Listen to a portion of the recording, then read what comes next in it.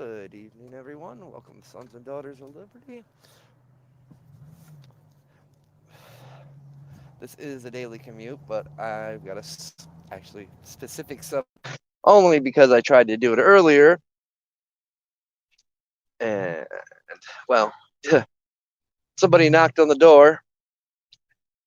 The package had arrived. I went to go pick it up. Somehow, my stream Yeti microphone decided to mute itself, and I didn't catch it. And I talked basically to myself for an hour.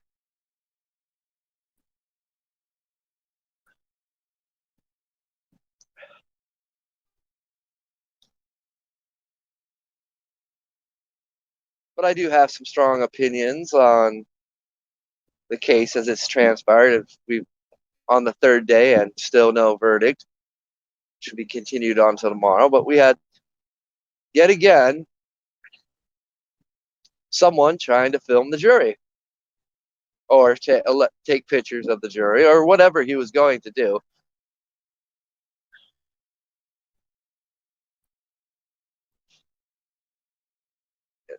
As the day transpired, we also got information that they weren't they were just following the jury to get their license plates so they could contact them after. You know, and this is the part that frustrates me the most about this and the mainstream media. One, this case shouldn't even be a case. There shouldn't even be a trial.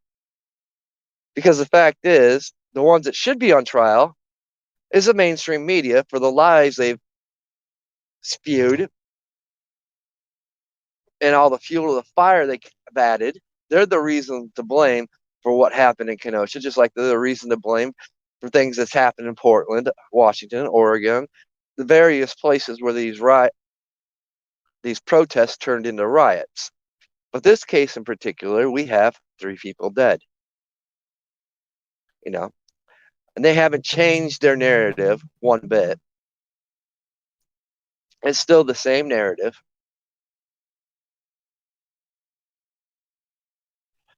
They're still saying, even though the state on opening on with the opening remarks clearly stated that Kyle Rittenhouse did not, and I repeat, did not bring a gun across state lines. The gun was in Wisconsin the whole time at his friend's house. The friend that bought him the weapon, the friend that is also being charged by the state, which was also a key witness for the state. And that kind of blew up in their face. There's been a lot of things go on in this courtroom, not the judge's fault, but a lot of things that's gone on this case has been thrown out. I get the judge. I understand him. I actually respect his decision and the way he's worded it. But what I don't get and I don't understand is the fact that this jury, and this is a very high profile case, should have been sequestered from day one.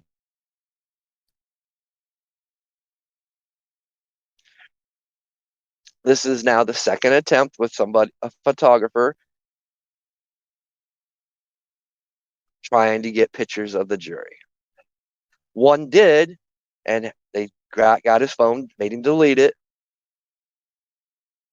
And the judge was pretty clear after that. He will not tolerate this. Well, if you're not going to tolerate it, and mind you, it's under investigation still by the Kenosha PD.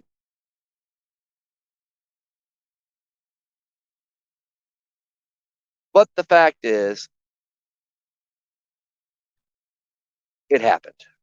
He may not have took the pictures that we know of.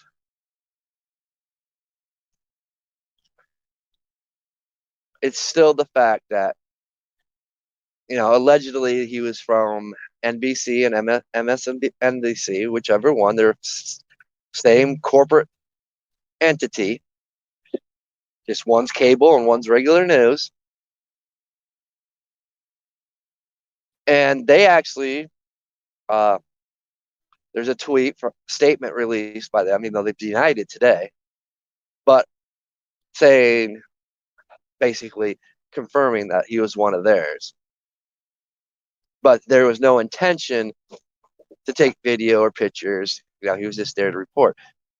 The judge banned NBC and MSNBC from the court.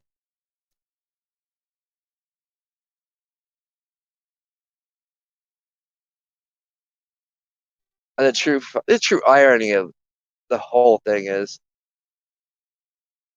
there's really no chance for a fair trial here. Or if it gets, you know, mistrial with prejudice, as the defense asked yesterday, which I think they're dead wrong for asking that. This case needs to be with prejudice and not without prejudice. But we do have both motions in for the judge.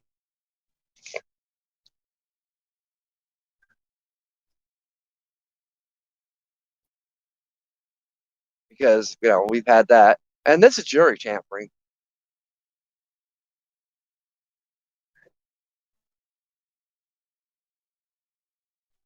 There's no doubts about it. You're interfering with the jury,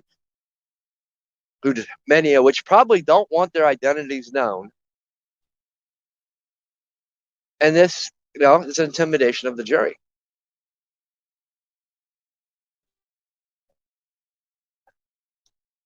So there's a huge issue there. Not once, but twice. And this add to this, it was nice to find out that they can't see out the windows to see what's going on, see the protesters, but they can still hear them through chanting, through the megaphones they use. So, you know, and from what I can gather with what they've asked for, it seems like they're hung up on the first event, which would have been Rosenbaum. It's what it seems. It's my little theory speculation on the matter. Nobody knows what the jury is really thinking because it's impossible. Juries are unpredictable. But I do have some 2 cents to say about that, which really shouldn't be a matter to the jury because if the state didn't produce enough evidence to make it a clear-cut case, then the automatic verdict is not guilty because there's not enough evidence to prove guilt or innocence one way or the other.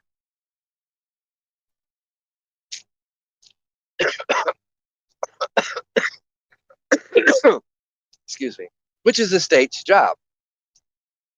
But from day one, it's like the state's tried to throw this case. But we also have the issue. How did this alleged freelancer, reporter, whatever you want to call him, know what vehicle these jury members were being transported in?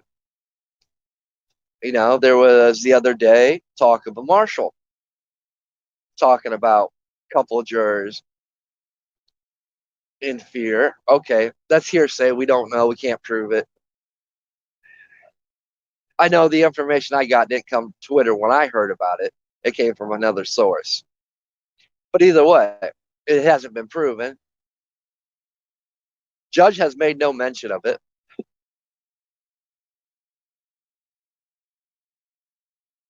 So, as far as I'm concerned, that's not a credible tweet. It's not credible information. But we have a problem. We've had a problem for day one with this whole case. The fact that it's a high profile case. They didn't want to originally try it there, but they decided it needs to be tried here. And it doesn't matter. You're not going to find a single jury member, especially in that area, that doesn't know about this case or didn't see the pictures of the city and stuff. This case, and I've got another issue with the system in itself. Okay, he's being tried with three main counts. But if you can't find him guilty on those three main counts, there are lesser degree of charges. And that's confusing. I think that's part of the system that needs to be removed. If you're found not guilty, then it's on the state to decide to either bring you back and charge you for a lesser charge. It shouldn't all be heard in one case. Now, some people might say, well, that keeps it from, no, it don't, because it's a lot more the jury has to debate, deliberate on. It's confusing and how things are worded. Even the judge said that. Because either you're guilty or you're not. Sometimes these jurors will, because of the pressure, because the attention the case, certain cases get, are pressured to find the person guilty on a lesser charge just to get a guilty verdict.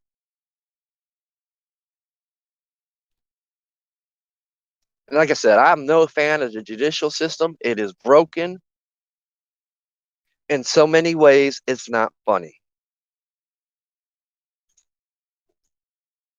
I have a lot of respect for this judge thus far, the way he's handled things. I have a few gripes and complaints.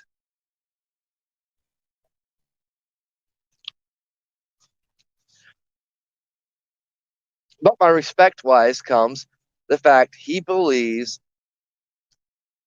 in a person's constitutional rights to a fair jury trial, a jury of his peers, not a jury by the media.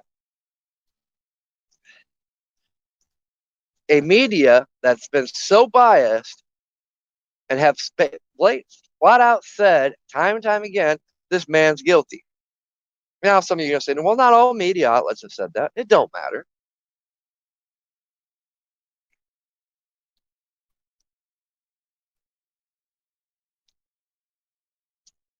Because I'm not playing the media. The media is all guilty of deception and lying in one form and way or another, whether it be politics,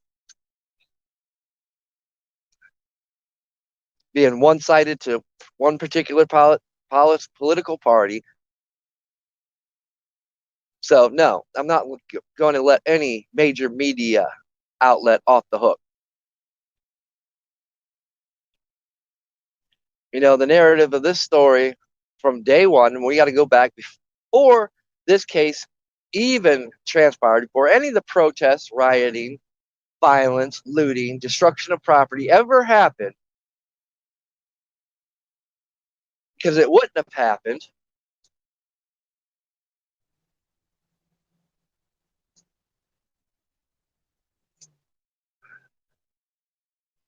if the media would have told the truth in the first place. That's the facts. But the media is not being one on trial. They're not the ones being held accountable, and they should be. Because the fact is, this situation would have never happened. We wouldn't have three dead people if the media would have not lied and to continue to fuel the fire. And to this day, they continue to say the same narrative, the same lies, where the truths come out in court. Enough's enough. Barring MSNBC and NBC from the courthouse, that's a slap on the wrist. That's not even a slap on the wrist. Because they'll just go find some independent person to get in their set in their state. See. Good evening, Bree.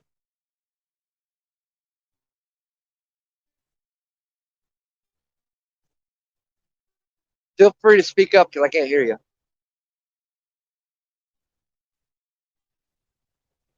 Damn, that went wrong.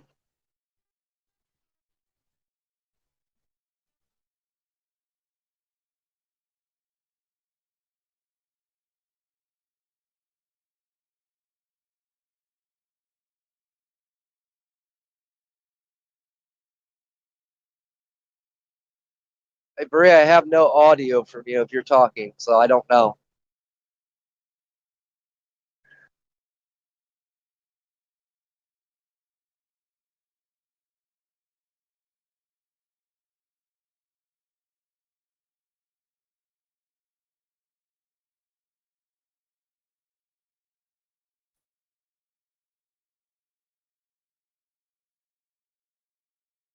It's just I love how this case has been played out in front of everybody. Me personally, I think they should ban all the media networks from the courthouse. And if they want to, and if they want to air this, connect right to the courthouse's feed.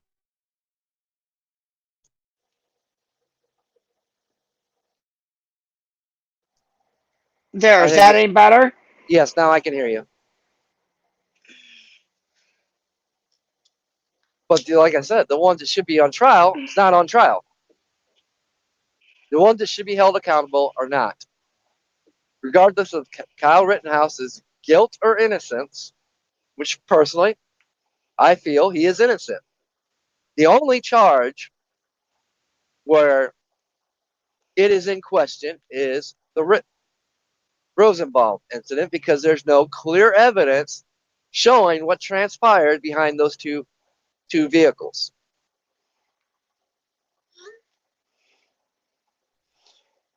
Now the state allegedly wants to, and this is where the other very damning incident with the state, where this case should be thrown right out, is with the video, aerial or drone video. They completely gave the state or defense a completely different file, low res, and waited till closing arguments to get it submitted, saying, "Well, we got a clear image of this, clear video of this." By that own admission, they just shot themselves in the foot. Literally. Um, they shot Well, themselves in the foot.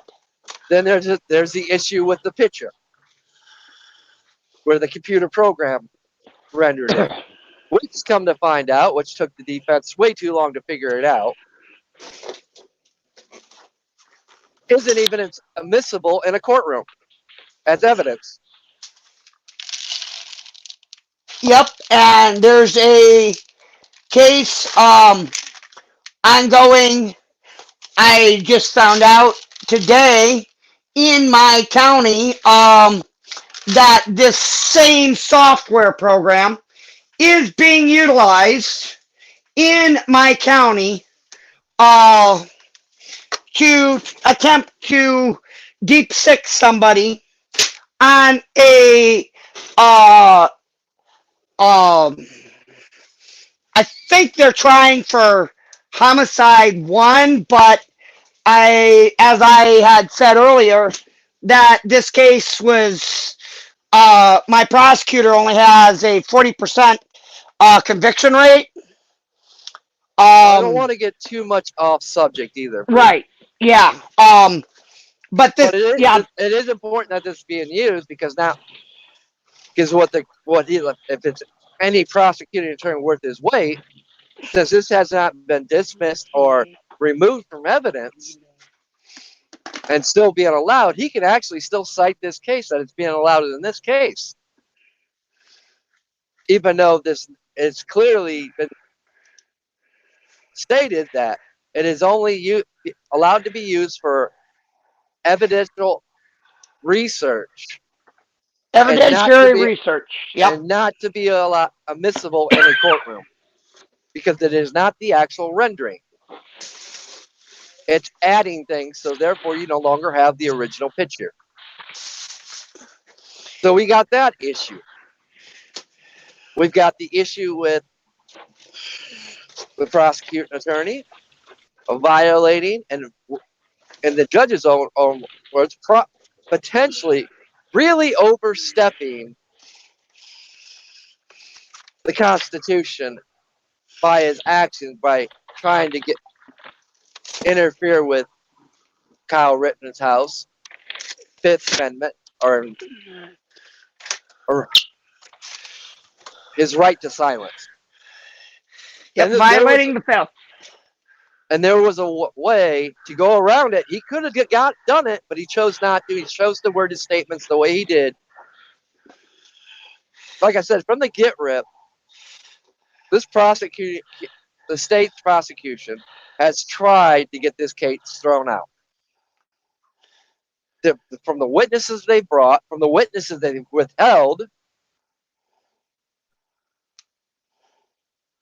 and come to find out, the fifth can only be granted by the state. If the defense wishes to bring somebody in the court, the state can choose to grant that person immunity, even though they might be being tried for something other related to the case, but separately from the case at hand.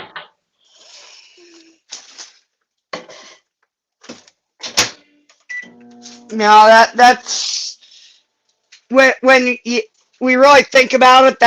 That's pretty pretty crazy, but that is so much of how things are going.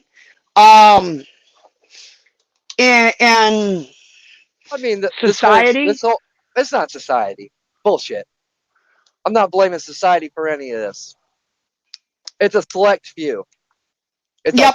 It's our politicians, the people that we put in charge of these things. It's the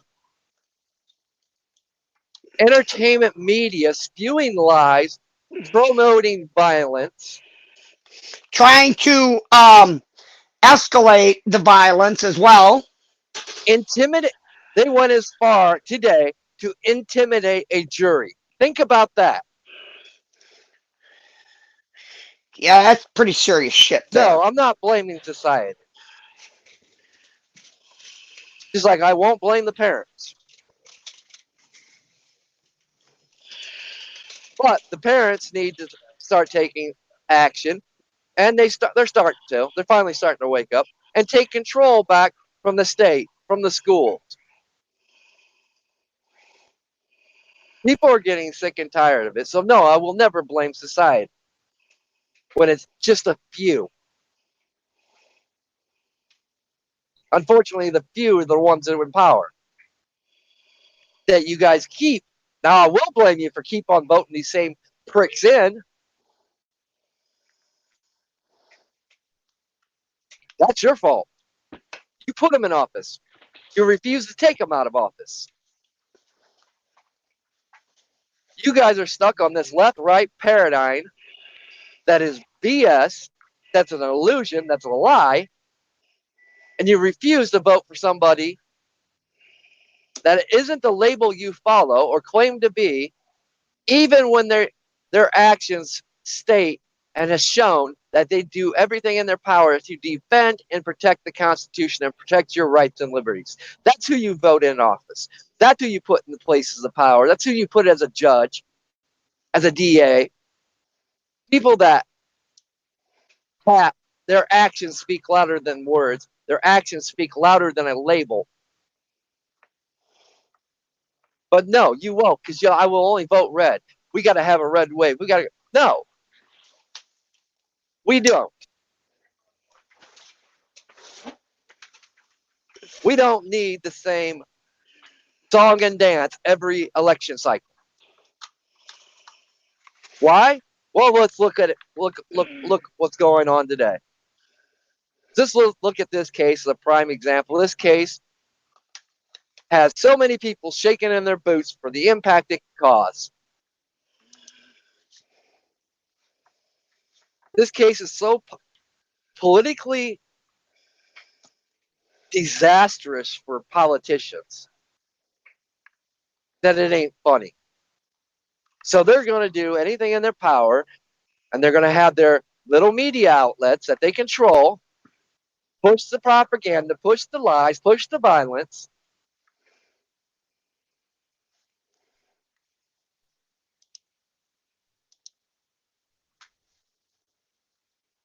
because, oh, we can go after more of the Second Amendment rights. We can go after more people's freedom of speech.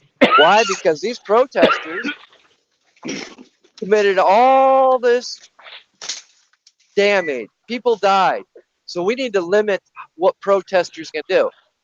There's the danger of allowing organized protesters that are sponsored by the fucking government, paid by the government,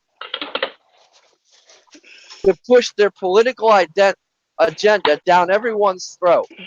Like I said, this place was covered with FBI. This place should have never burned. The FBI should be doing their job, follow the damn money.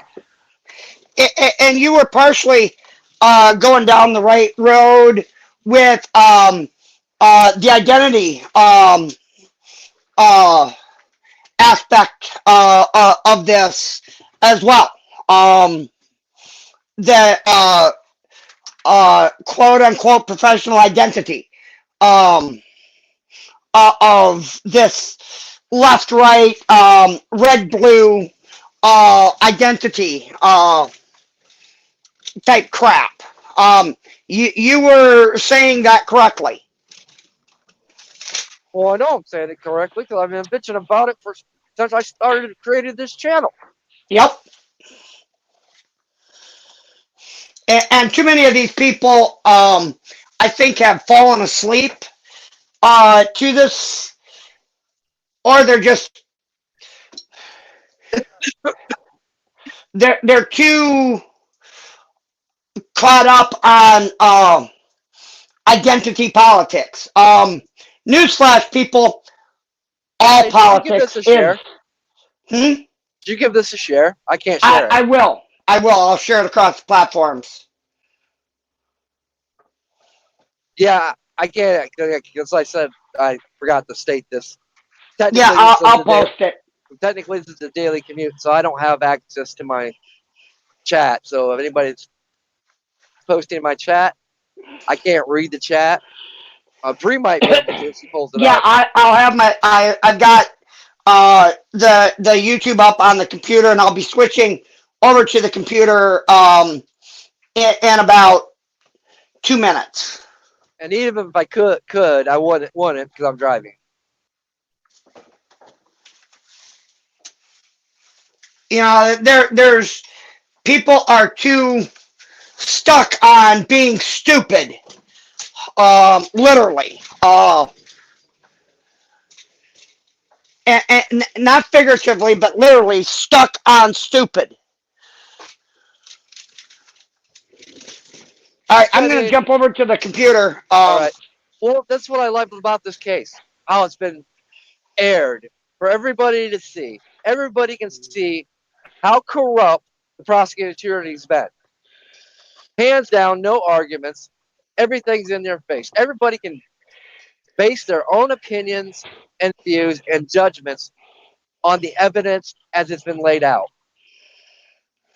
But I think this should be in every court. Every court should do this for every case. This would help rein back some of these corrupt public attorneys that violate the law at a whim. And I'm not saying all of them. There's a few good ones out there, but unfortunately, in this case, the bad outnumber the good. And it's been like that for a very, very long time. Why don't I have? You know, that's why I like how this judge has done things to a point. I have my little gripes here and there, Let me see. and there's a few things I don't. I mean, it's one of those. Okay, I see your point. I get it. I understand it. Duh. I agree with it. Yeah, you're on twice. You got to shut your phone off. There. I got it.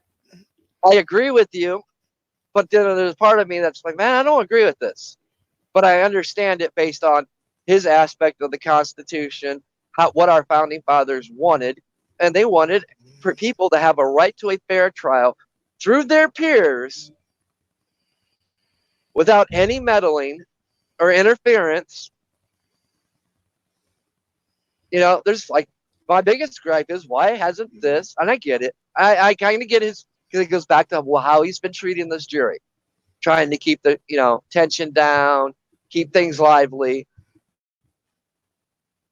He doesn't want them pressured, and I guess in his point of mind state, point of view, that sequestering a jury adds that pressure, and it does.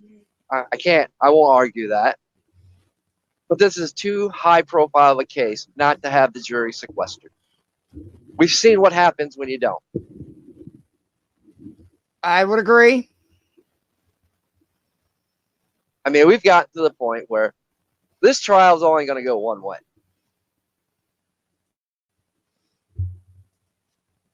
The judge has made it good and clear he's going to let the jury give their decision. One way or the other, the jury is going to have a say in the matter. Possible mistrial? Yes, I can see that being a possibility. It's almost 50-50 there now. But I think whatever the jury brings, it's a moot point because the judge is going to have to intercede. Damn, I can't see. I got a car beside me. And basically either grant the defense a mistrial with prejudice, but thanks to the defense dropping the ball, he has the option to also rule it a mistrial without prejudice, which will allow this case to be reheard. And it's impossible for this case to be reheard fairly. It's already been proven. In any court, in anywhere. I got one more thing to say. Then he can, and I think this is the route he should go, end this case with a direct verdict. Yep. Then give it a full explanation why, pointing out all the things that brought it to this conclusion, point out the media's interference with the jury, the prosecution violating Kyle Rittenhouse's constitutional right, them trying to bring in illegal evidence.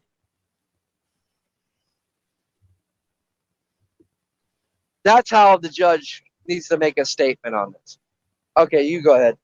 I see all too often that we get these cases that they just constantly are trying to blow up cases, sabotage cases in 7 different directions from Sunday.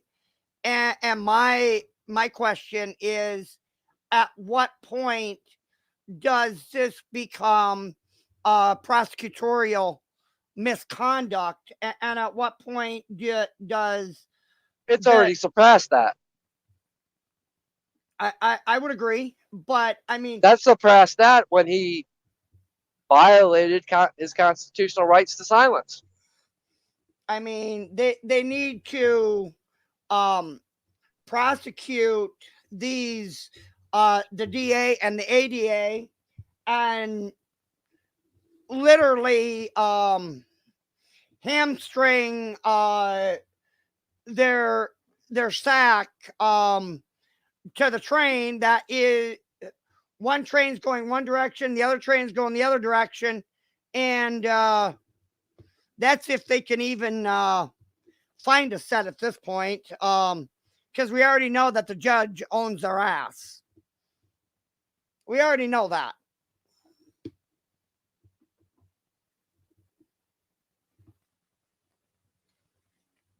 Oh yeah, the prosecution's done. They will not practice law again after this one, unless the judge really drops the ball and the jury comes back out with a guilty verdict, and he lets it go. And I don't think that's going to be the case. I honestly don't. I think this is going to end up in a directed verdict.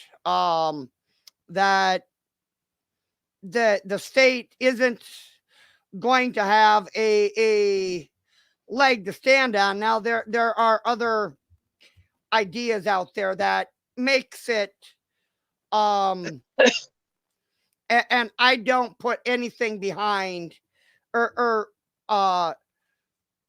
any trust at all in this AG or this US AG at all. I have no trust in him whatsoever. We've already seen what he's capable of doing. No, but my worry in all this is, and I think it definitely needs talked about. All the FBI presence, the FBI statements have been taken. My worry of this is they're going to, if this case don't go the way the politicians want it to go, they're going to, as soon as this is dismissed or however it's done, go after Rittenhouse as a domestic terrorist. That's what I was alluding to. That is exactly what I was alluding to. And I tell you what, if that happens, we have no more freedom. Your freedom, yeah, exactly. Your freedoms are gone. And if you guys allow it to happen without protest, you've given up your freedoms. Because nothing Kyle Rittenhouse did is an act of domestic terrorism. Nope. And this case was not even about domestic terrorism. It was about self-defense, which he's clearly proved from, I'm not going to say event one because nobody knows. There's not enough evidence. No, I don't know. There's not enough evidence that's been submitted to show anything. There's only a witness testimony, and that's not even clear in itself. There's only one. There's no way you can. There's no way you can say yes. There is only one other person that can testify to that, and it's Kyle Rittenhouse. Actually, there's one other person. Nope. And they won't jeopardize any further to put Zelensky on the stand. Zelensky's not a credible witness. Exactly.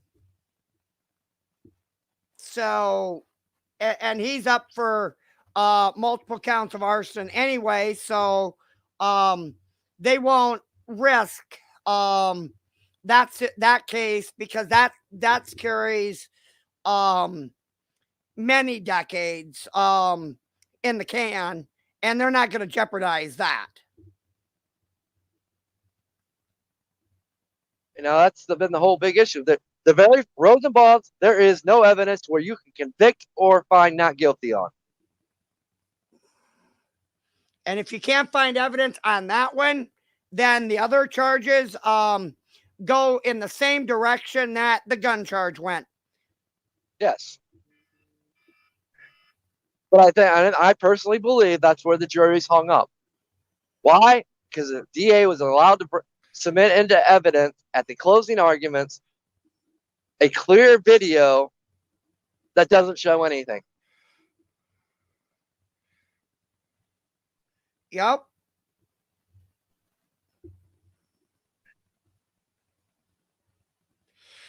Yeah, I strongly don't see how this if this makes it past noon tomorrow, I will be entirely surprised. Like I said, it depends.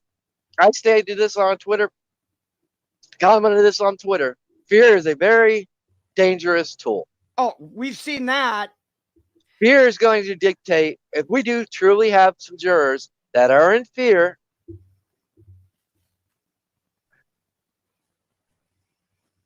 I mean, that's why I said he cannot get a fair trial anywhere. I don't care if you move it clear to the East Coast, down to Florida. He will never get a clear trial as long as you have the media lying and not telling the truth. Too many people know about this, and right now, with this being Public knowledge, everything's there and right in front of you. You can go back and watch the testimony from day one, from the opening arguments to the very end, and judge for yourself. No jury. You cannot get a jury that would be unbiased in this case. Hence why, the worry of the feds interceding, because of political narrative, and we've seen this just within the last few weeks, them doing some very shady, unconstitutional crap that's politically motivated and driven. I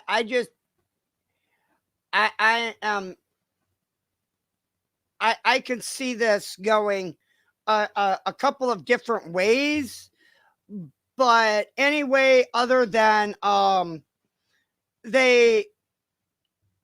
Honestly, we can speculate all we want on how this is going to go. It don't matter. We got an unpredictable jury. Well, that's true. That's the truth for all juries. They're unpredictable. But either way, people's lives are ruined. Kyle Rittenhouse life is ruined for the rest of his life.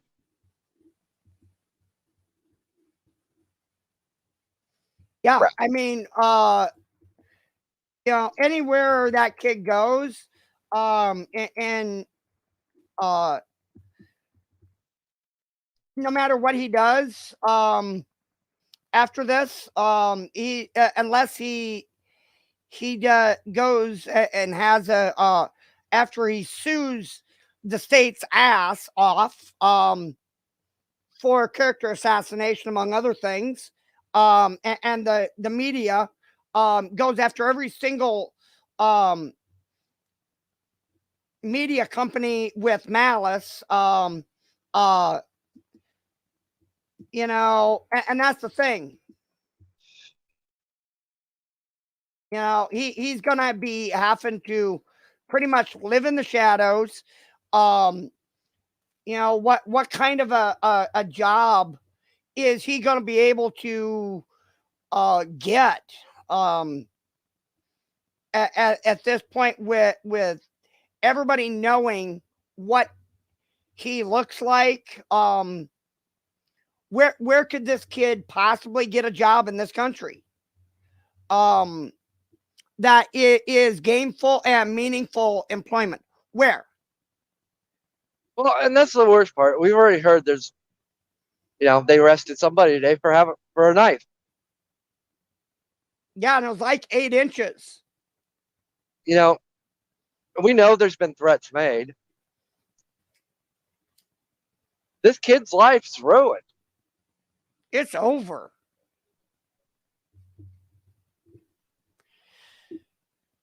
Some people, I've heard the talk out there. Well, he was 17. He shouldn't have been there with a weapon. Well, yes, he did. Yes, he should. He has every right to. But he's not 18. He doesn't have. He shouldn't. Bullshit. Let's. Now let me finish. Okay. Like I said, bullshit.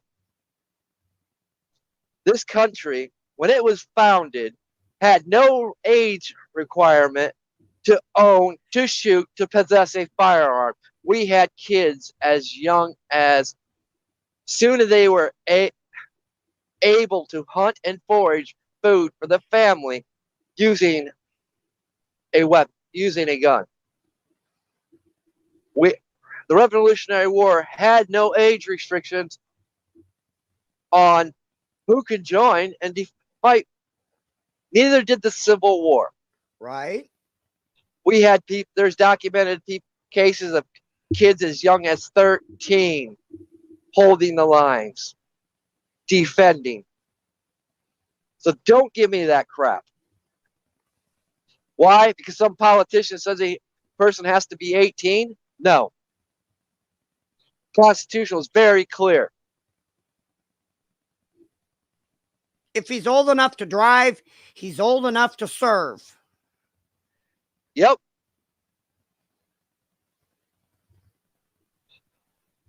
You know that It's messed up that almost every state now you have to be 21 to be able to buy a pistol, but you can enlist and go fight and die for this country. and be issued a sidearm. Yep. And guess what? He can carry that in any state because he's got a military ID. And there ain't a damn thing you can say.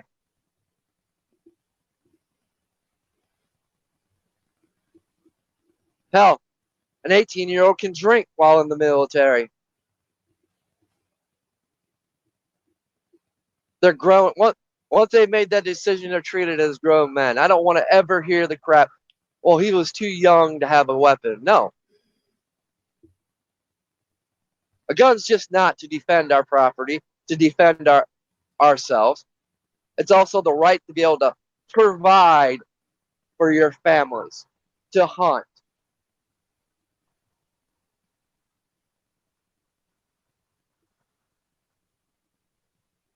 But this case does show, and it's going to awaken a lot of people.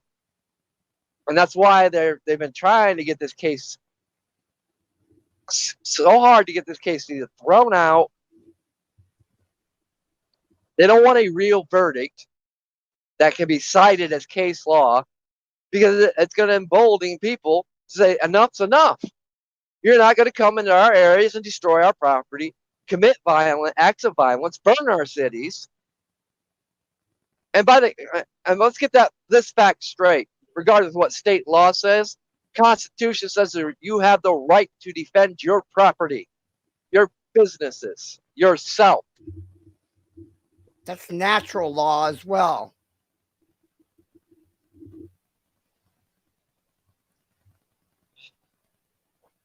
And that's what people forget. That's where our Constitution came from, was natural rights and natural law. People forget that. It's aggravating. It's common sense. Right? People need to get some.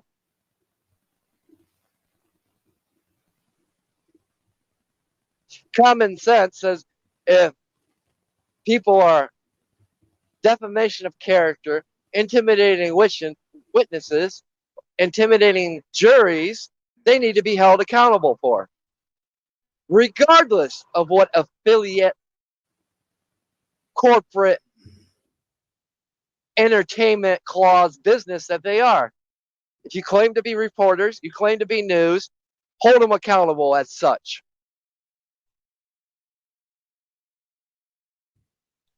The whole city of Kenosha should be suing every media outlet that spread the lies, promoted the violence and the burning, because they refused to tell the facts of the story of what transpired.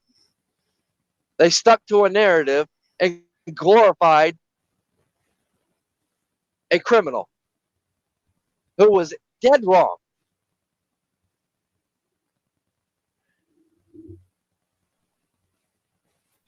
And that'd maybe put a dent in the debt that city incurred, and it might cover 30% of the losses, but the emotional Oh, you can't take that back. No, you can't. Damage done. It's the only thing you can't recompensate, but they should be made to repay all damages. Repay the money it was spent for the police, for the overtime. National Guard, the court case. Because there wouldn't have been no court case if they would have told the truth. Yep. The family members that lost loved ones should be going after the media, not Kyle Rittenhouse. And that includes, as much as it pains me to say, the Blake family should be going after the media too. Yes. Because they own, they're due a piece of that pie too. For even though there Jacob was armed, that goes without say. The slanderous and defamous actions of the mainstream media, how they portrayed this, they're liable for slander, defamation, and ultimately incitement of a riot, Oh, which yes. that's criminal. They're So actually guilty of domestic terrorism. yep, you know, and it's high time that they're and I think we've seen a little bit of the just how voracious that judges and how cantankerous they can actually get if the lives and the integrity of a I mean there isn't much much more sacred in our judicial system than the way that we handle and deal with our juries. We've talked at great nauseum about sequestration. This of all cases, this should have been one of those cases where the jury should have been sequestered. Maybe it would have prompted the state to be a little bit speedier with their all of their witnesses and whatnot, to be a little bit speedier about this. But then again, how many cases have we seen in recent times where a court case isn't observed by the mainstream media, but the independent journalists' videos is what largely is being used to judge a young man's fate. Well, in this case, it wasn't partial. It was the evidence. Right. It's the only evidence. Besides the drone footage. Which there's all kinds of problems with that. Come to find out, it was a company's drone. Out Well, of Lake Geneva. Well, the person that owned the company no longer owns the company.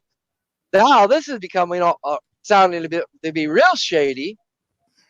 There's something very fishy going on with this drone evidence. That there was some talk that they violated the NOTAM. The height thing. Yep. Which I don't know. That's speculatory. There was actually a NOTAM in place. There was, but there's no evidence. Nothing been brought to prove that they did. But I'm sure we can go back and look and see what was in the air at the time to see if the violation did occur. That actually has been done. But I'm not going to talk about something I have not investigated. We got too much of that going on with this case. Right.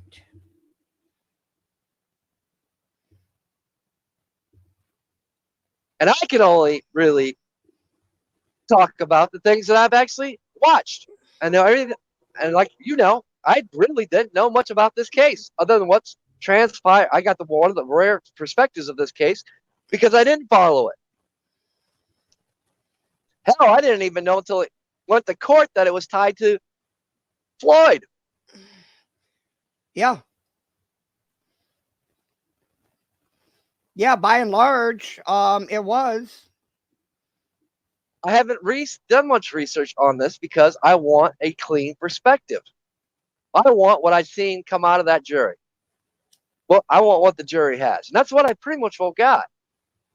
I got a little bit from the sides here and there talking about certain things because I had to did a little research, but it's nothing pertaining to the case itself.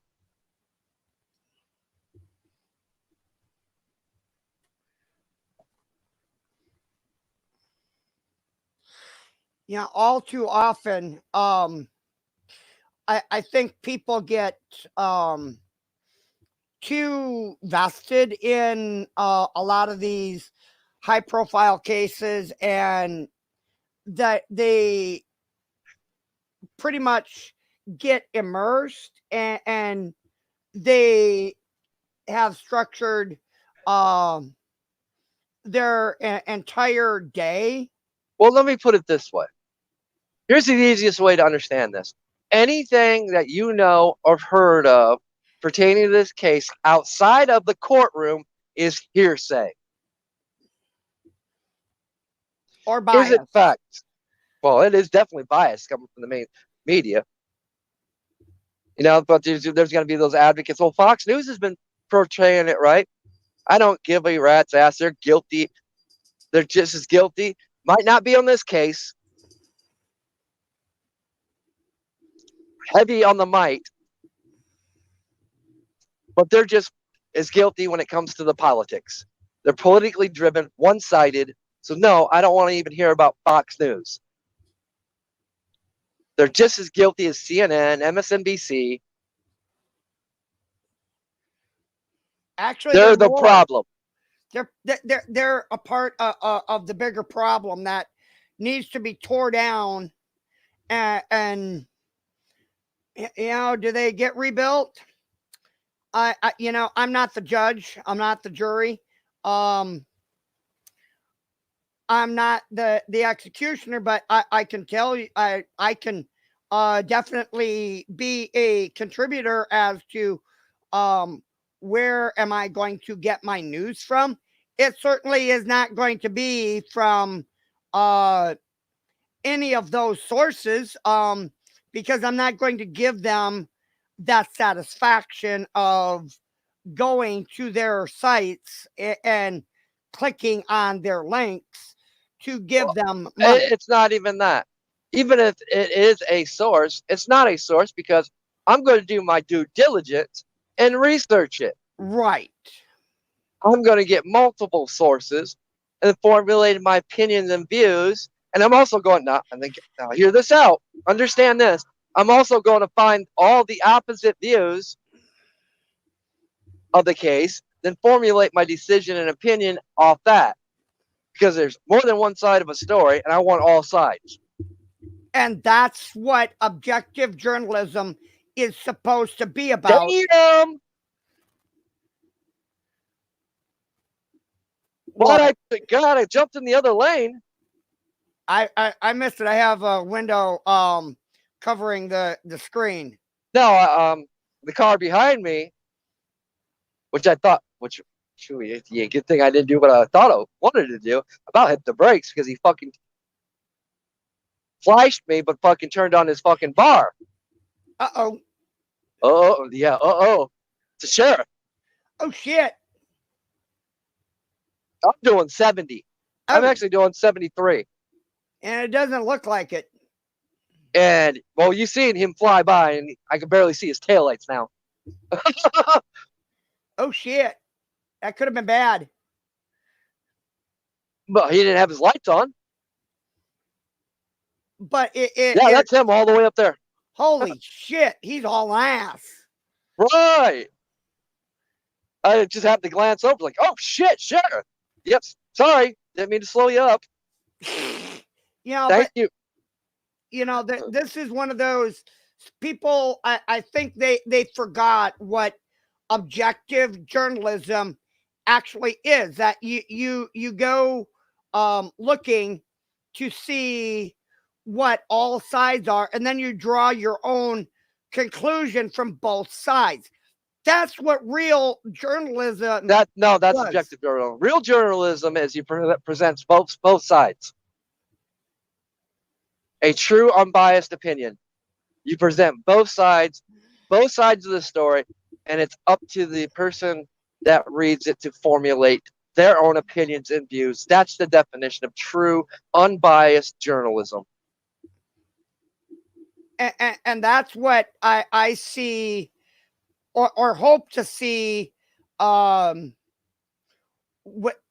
or if the the DOJ decides to just eviscerate all these multi conglomerate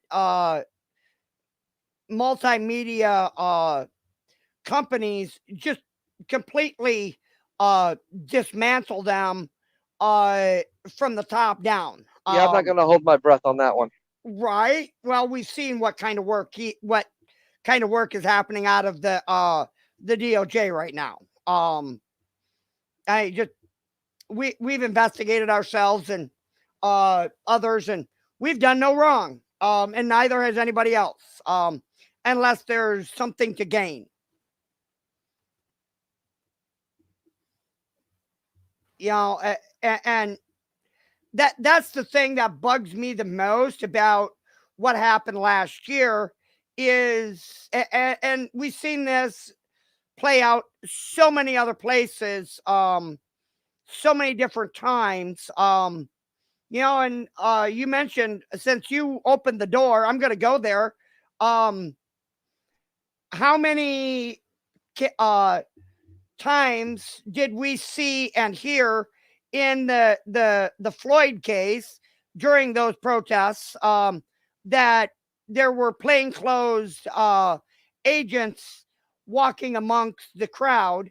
How many times did we see that play out, that there were undercover people in the crowd? Yeah, but I don't mention those things because we shouldn't. Well, yeah, but I mean, it was. They were there. If you aren't smart, if you guys aren't smart enough to pick them out, then you need to do some research. Right. Because they do stick out like Thor's sore thumbs. But with that said, I'm getting tired of the fucking excuse. We're not going to show you guys these videos because we don't want to jeopardize our informants that were on the ground, their identities. Right. How am I going to know? Well, now some of us do know. Okay. But the majority of people will never know that there's an informant in that crowd. They're not going to spot it out. Yes, some of us do, and yes, I get it. Some people don't know how to keep their big damn mouth shut. They think it needs to be reported that they're here, which is actually a crime, by the way. Yep.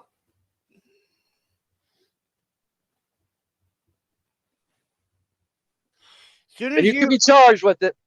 Yep.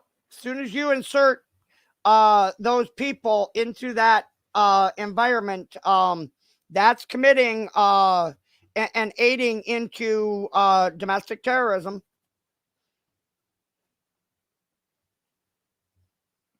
Just saying. But I do have issues with the fact that, especially with Kenosha, well, they can go to everyone because they've been in every event. Yep. They were there and they let the city burn. They let the violence transpire. They could have intervened and stopped a lot of this before it escalated to what it is now. Yeah. So they're just as guilty as the mainstream media.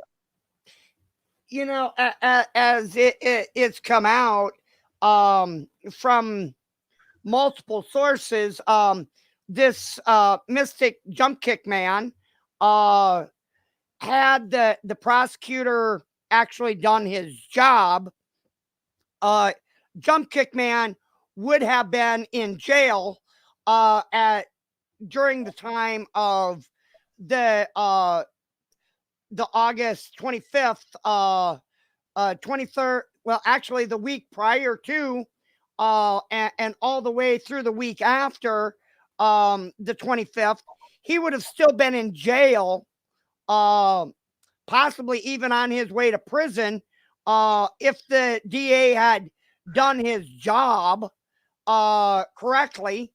And the Leos, I'm going to go there, and the sheriff's department had done their job and served the warrants that were outstanding. And Jump Kick Man would have been in jail, and there's a fair possibility that there might not have been the second and third event. There's a small possibility there. I'm not going to rule it out, but just saying that there's a possibility that scene 1 and 2 or scene 2 and 3 might not have actually happened at all. Well, Just even with saying. scene 1. Right, he was there at in the vicinity. Actually, I'm going somewhere else. I want to correct something I stated. Not correct, add to it, but kind of correct. All right, go for Even it. with event 1. He was in that vicinity. I'm not talking about him. He's irrelevant to me. Oh, Because speaking on him could probably may jeopardize something else. So right. True that.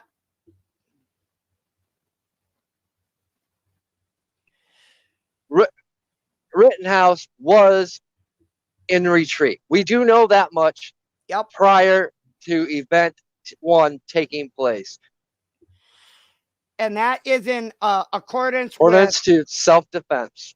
and that's also in accordance with Wisconsin's duty to retreat policies and procedures that are still currently on the books. Right.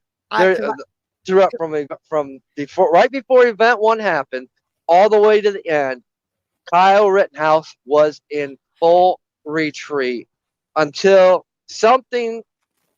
one of the events stopped his retreat. Yeah, What it's called transpired? What transpired in event 1? We do not know. We cannot factually say by the evidence that's been given what actually happened. What cannot be argued, he was in retreat up until he got behind those vehicles. The other thing is the whack in the head with the skateboard and the jump kick cannot be disputed either, as the evidence shows. That also cannot be disputed.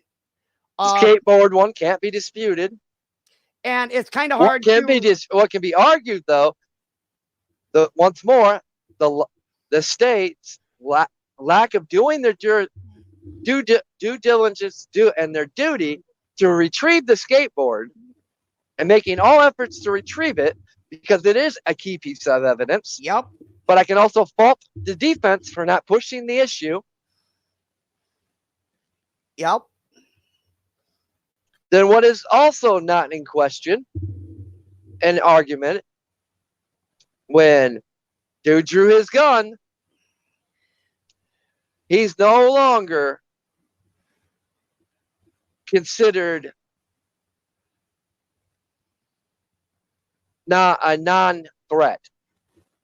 Right, he's a willful combatant. Because he is chasing him, taking video, he pulls the gun, now you are a threat. Yep.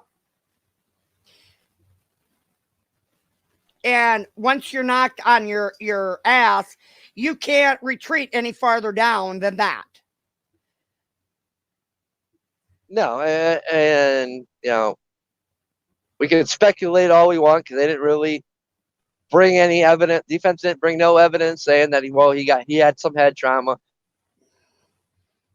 Either way, the punch, and I know somebody that did end up doing 12 years because he got in a fight, broke dude's jaw.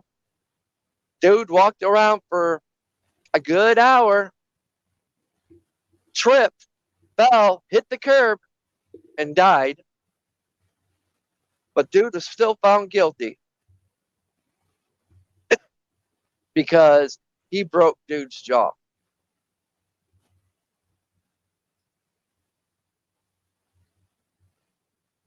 And the way they proceed, because at the time the kid was 16.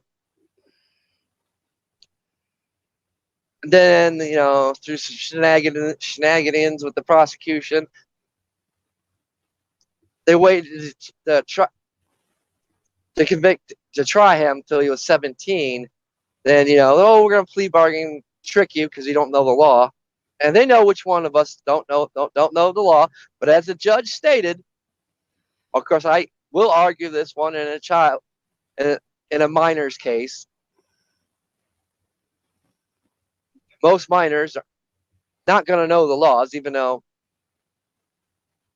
it is our due diligence to know the laws. There is no excuse. There's ignorance. It's not an excuse for not knowing the law.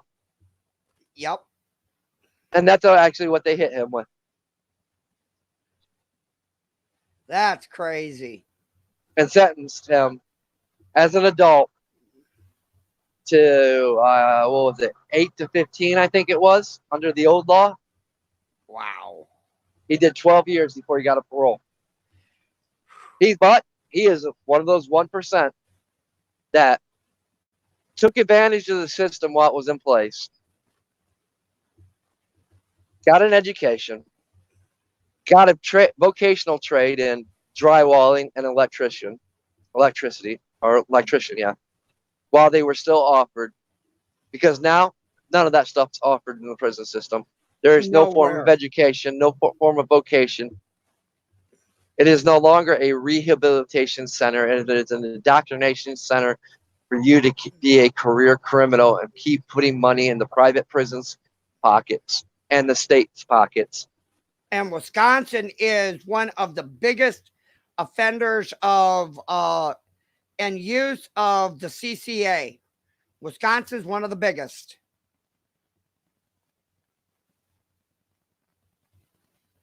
But we're not going to go there on this podcast. But there's going to be a podcast where I'm going to go there. I can't wait for that one. Because I'm tired of people, and it goes back to what I stated, how people judge people, not by their actions, but by their label. Yep. Well, they've been convicted of a crime. They're a felon. They're a criminal.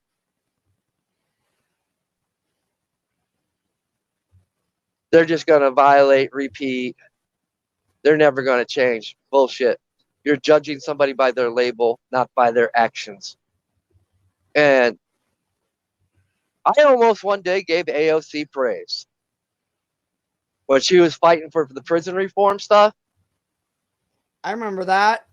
She pointed out some very, very, very important facts that needed to be addressed, but typical AOC can't keep her mouth shut and had to continue on and ruin the whole thing because of stupidity that came out of her mouth. So everybody overlooked what she said. Well, most people overlook what she says anyway because she doesn't know how to shut up after making a good point.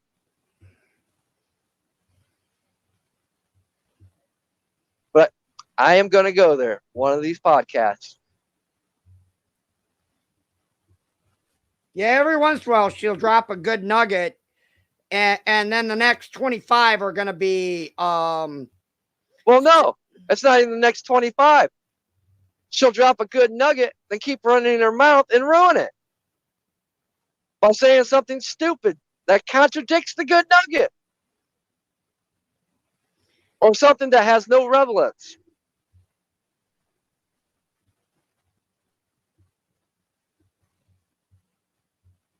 Yeah, sounds like a few others I've attempted to listen to and end up walking away, scratching my head and wondering what the hell have I just listened to? I mean, honestly, the best thing anybody could do, turn off the mainstream media. Don't watch it. Don't give them no credibility anymore. But unfortunately, too many people are hooked. It's an addiction. And that's the thing. That's because of the propaganda and psychological warfare that's been brainwashed into them. It's becoming an addiction. They can't see the lies, the illusions. they're hooked on infotainment, not news, but infotainment. I've got a couple people that they know the score, they know the schedule, but between the hours of I think it's 5:30 and 6:30 at nights. I've been told don't call, don't text. It's news hour. I'm like, what the hell Well, is yeah, that's how we grew up. I remember watching my grandfather. Come 6 o'clock, local news.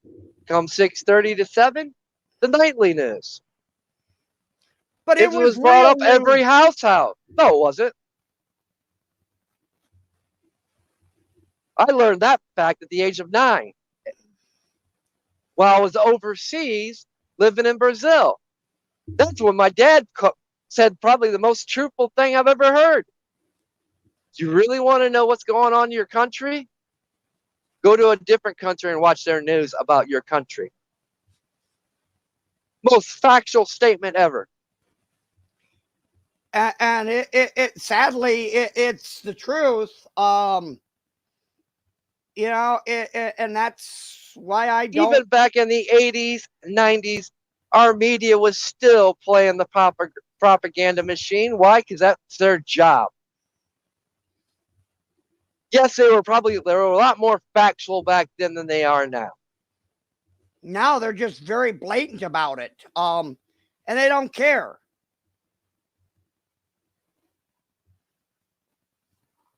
That's the crime.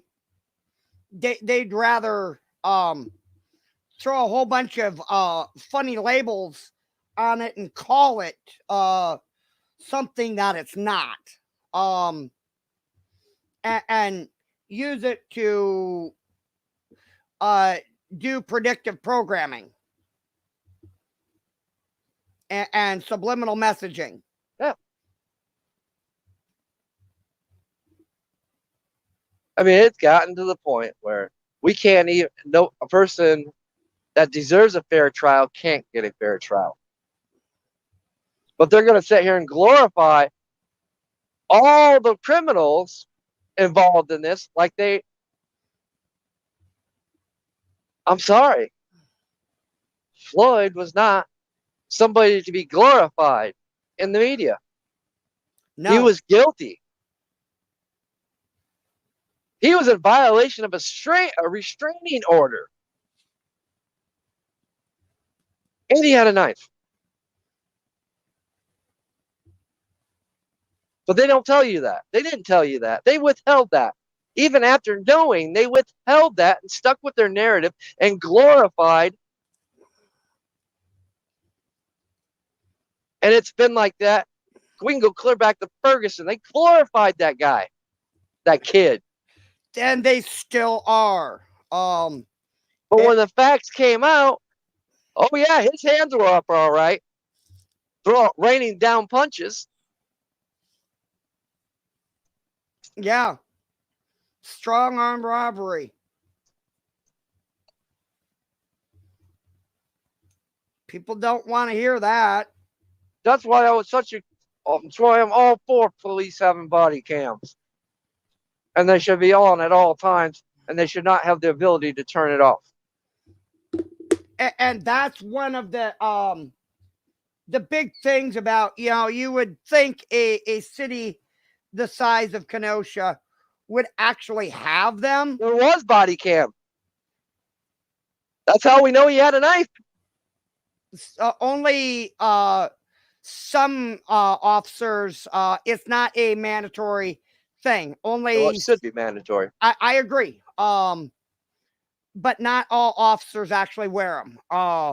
That may have changed. I haven't went back and I've talked to a bunch of cops over this one, just in conversation. Majority of them are for body cams, just like they're for having the recording cameras on their patrol cars. And quite a few of them own words that is protection for me and you. That gives us both protection. I've had a few that have come to me off the record, and these were some of the very few that at first were like, we don't want you showing up at our scenes. for whatever reason. And there's been a few cases that I've popped up at, and they were rather glad later that my cameras were there. And both the live cam and the hard cam that were Well, yeah, there. because it's evidence that could Yep. exonerate them. Yep. But the problem is, it can't. It doesn't. It doesn't even work now because you got media lying about it. Even when the evidence come out and they release the body cams, oh no, that didn't happen. They stick to their narrative, and we get these stupid protests that end up becoming violent because of it. When's enough enough? Well, I'll tell you what, this case should be more than enough because we have loss of life. I'm not gonna say they were all innocent, but they deserved their day in court. But because of the media's narrative and the way they fueled the fire, they will no longer get their day in court. Yeah, and yeah, this But is instead, a kid that had to use self-defense to protect himself is being tried as a murderer. and again, this goes back to the narrative that people can't put simple math that um 15 shots caused a city to burn, and they're like, how the hell do you get 15 shots? Kyle fired 8. I said, yeah. Nope. And It wasn't even 15 shots. It was one shot. Fire It was one shot of lies from a media outlet that provoked all of this. yeah. One person's not stating the facts, and it spread like wildfire from the next media outlet to the next media outlet, and they never changed their narrative. Yeah, it took um several uh days for the body cam to actually come out that and how crystal Well, it's clear. because nobody wants to, even and a bunch of fucking so-called citizen journalists are guilty for this, or Yep. truthers, or whatever you label yourself. You want to jump on it as soon as it happens without the evidence being had the chance to go through. Just like it was brought up in this case, how long it took, why they were so quick to arrest before even the evidence was processed, even before a grand jury had a chance to go over the evidence. Yeah.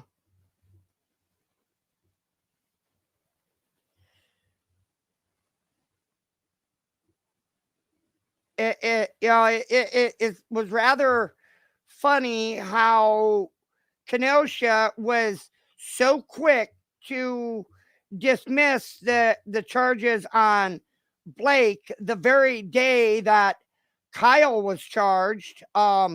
They dropped the charges on Blake, all those charges, and they had a bunch. Um, and Now, wait, Blake was the one, his friend, right?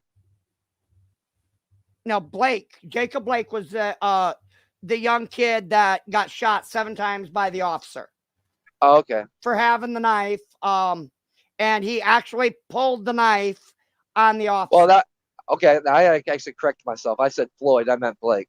But that goes to show you how much I have not followed anything outside of this case in the courtroom.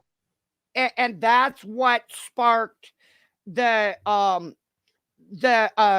first night of the protests was response to that shooting and the armed people coming in on night 2 to actually Actually, I got to correct you. They were there on night 1. There were armed people there on night one, and that's through what was his name? Hernandez. Yeah, you're right. You're right. They were there on night one. They didn't get there until um a little bit later. But that some of them were actually there, but they didn't get into position. I don't think Nope. Kyle got there Kyle until wasn't. Kyle, he may have been there on night one, but he wasn't armed on night one. no, he wasn't. But night two he was. But it was that whole sequence of events that sparked all of this. But it wasn't until um, the day that Kyle was charged that the charges on Blake, um, and there was the vehicle, theft of the vehicle, pulling the knife on the officers. I mean, there was a whole bunch of charges, and the state decided to drop all of the charges on Blake after charges were filed on Kyle. And I mean, and it happened the both the same day, literally the same day. And I'm like, what, how? I mean, it was blindingly quick how quick they were on those charges. It was like, wow. I've never seen a state drop charges on a case so quick and grab up charges on another case so fast. I don't think ever in a case like this ever. But I also know how much it would have cost the state to incarcerate Mr. Blake because of his medical condition. It would have cost the state roughly 4 times the amount. That's Uh, not an excuse. that was the excuse that That's not an excuse. that's what the If excuse. if you commit a criminal act and you are guilty of that criminal act, you have you have there is no if you bring up money to drop a case because you're not going to prosecute a case, then you have no business charging anybody with anything. I agree 100%, but um that was kind of the driving force as to why that was uh and they thought that, well, since he's going to be in a wheelchair for the rest of his life, that was enough punishment But that's because not for the state. That is not for the state to decide. That is for a jury or a judge to decide. And I probably would agree. I've seen some judges rule that way. That is the repercussions of their actions, and what transpired is punishment enough. There's been plenty of cases like that, but they go to court. The state does not have the right to, oh, it's going to cost us this much money, so we're not going to prosecute. We're going to drop all charges. Bullshit. I think this probably did go in front of one of the judges, and the judge and the prosecutor, and probably the an attorney for Blake was involved, and I think that was kind of how that went. That there was some discussion about this. I wasn't privy to that discussion, but I'm sure that there was a lot of discussion about it, but not in great detail because the very same day before that announcement came out, Kyle was already being charged in Wisconsin. uh already. And So by then, the city's already been burned. So yep.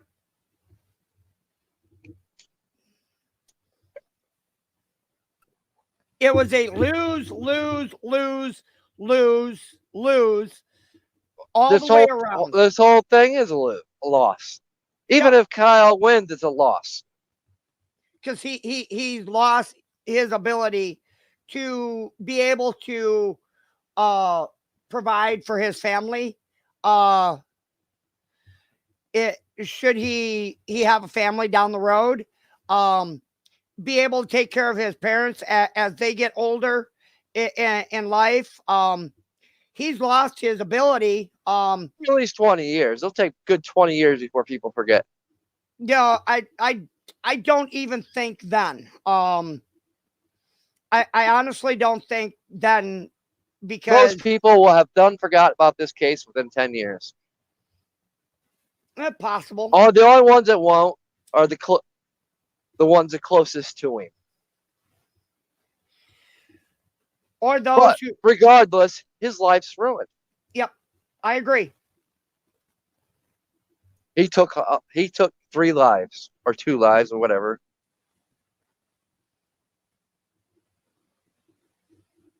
He is will be probably the rest of his life suffer from post traumatic stress, Oh, for sure. For sure. PTSD. For sure. His life's ruined because he was put in a situation where he had to take action and defend himself.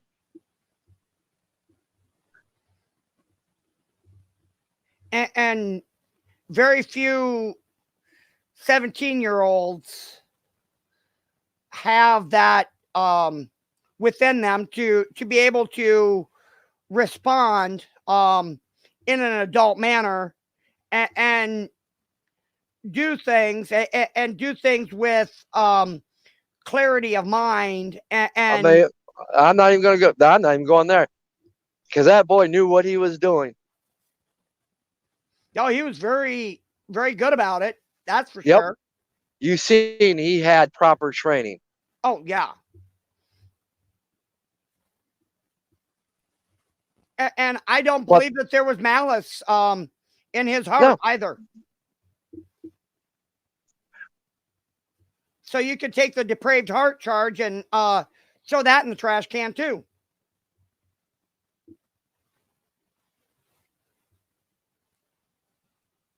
but this whole case,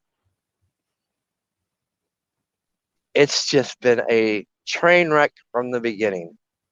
From day one.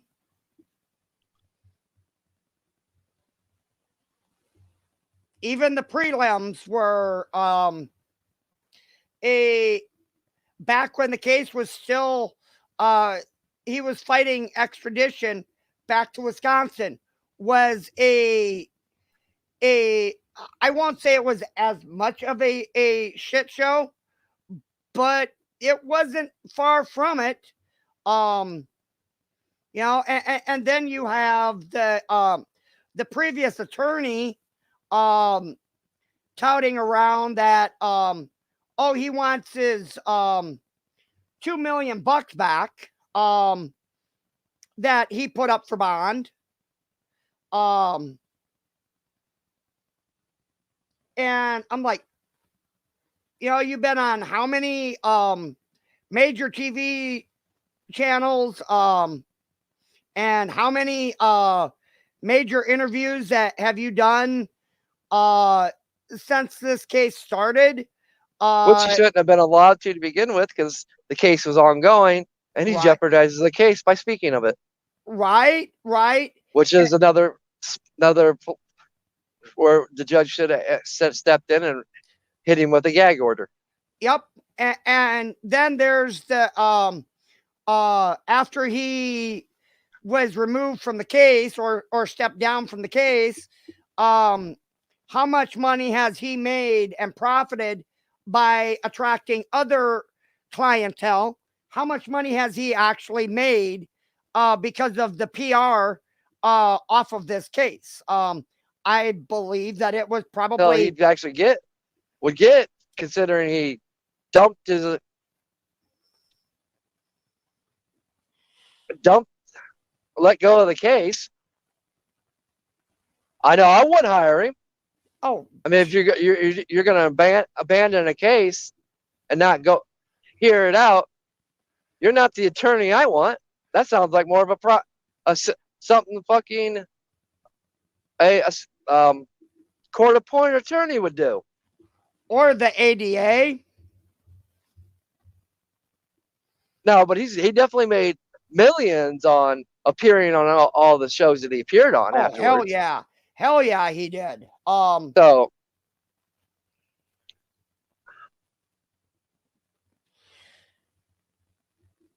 yeah, I wouldn't hire him to. I don't care if he was OJ's previous attorney. I don't care.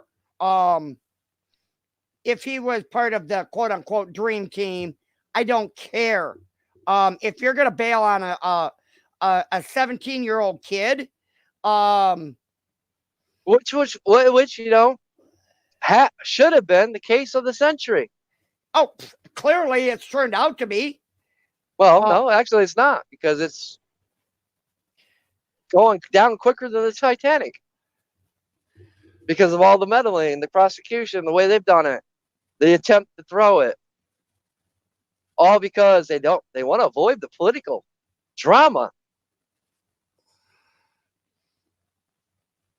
or if they're too scared of the big media outlets, whatever their reasoning behind this is. This kid isn't getting a fair trial. No matter where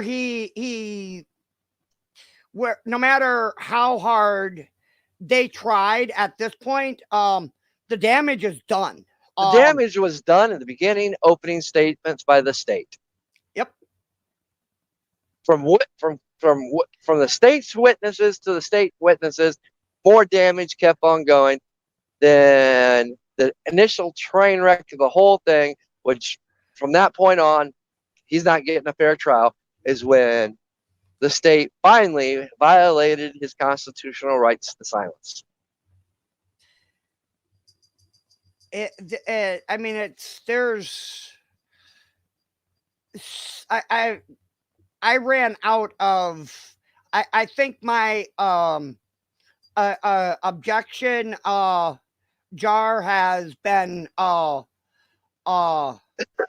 it's I'm probably gonna go 3 or 4 years before I'm gonna have anything in my objection jar.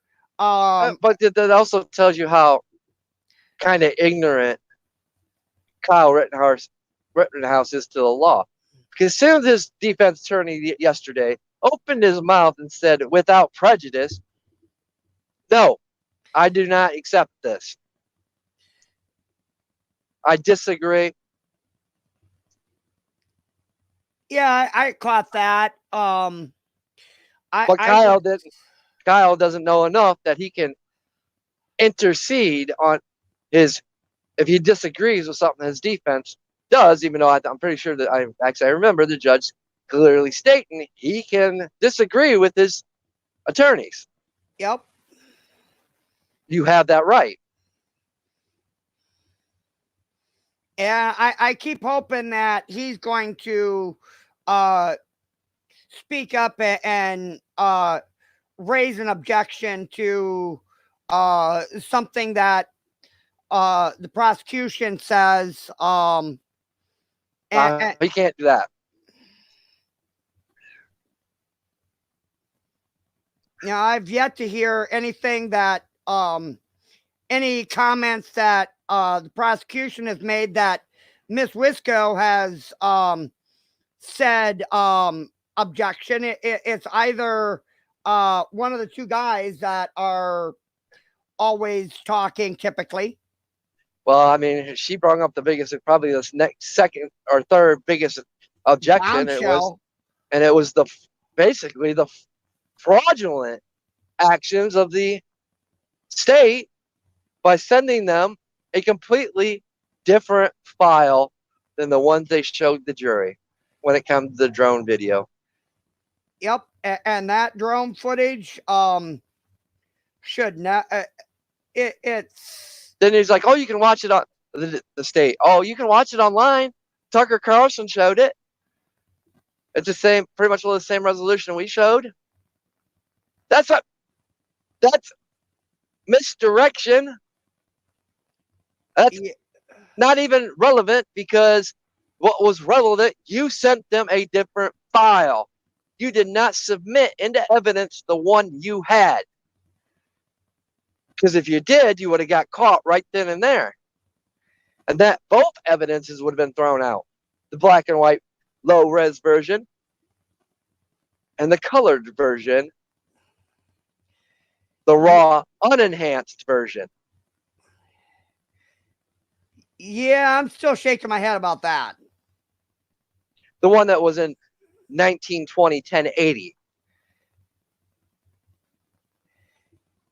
which Yeah, does show a hell of a lot more because the low res one, the black and white one, which is completely different, is cropped,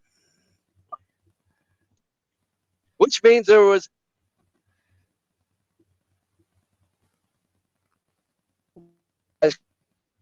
one of the one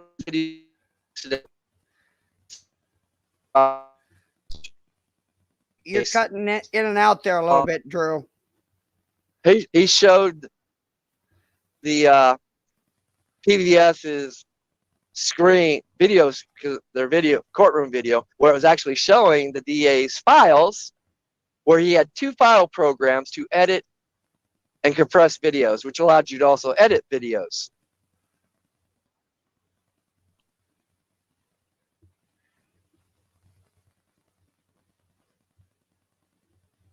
And that was it's just like it's been one.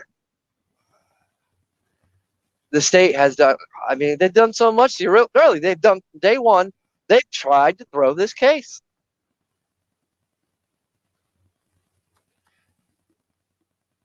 And I honestly think that was done intentionally. Well, yeah, it is. Just like don't don't even think for 1 minute that MSNBC, NBC, whichever one was guilty for the freelancer. Don't think for the bottom up for 1 minute that they didn't know what they were doing. They did. They knew. Well, if he gets caught, it'll cause a mistrial. Potentially cause a mistrial. Then we can continue to push our narrative and blame the judge. And nobody's going to be able to prove one way or the other that we've been lying. You know what they say about not all ratings are bad. Not all bad ratings are. Not all good ratings are bad, or and not all bad ratings are bad, because bad ratings, and particularly in this day and age, equal more traffic. Yep.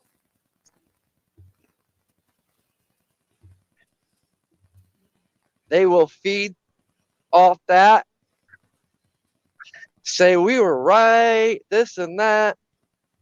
No, they should have their asses drug into the courtroom, filed contempt charges.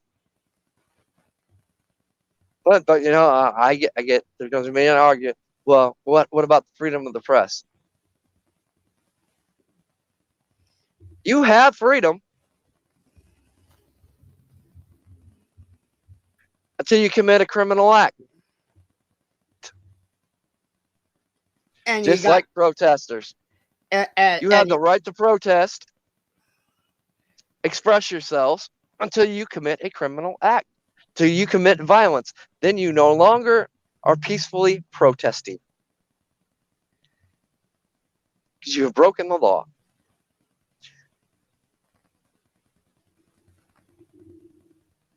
And that's when we were talking about that before that news actually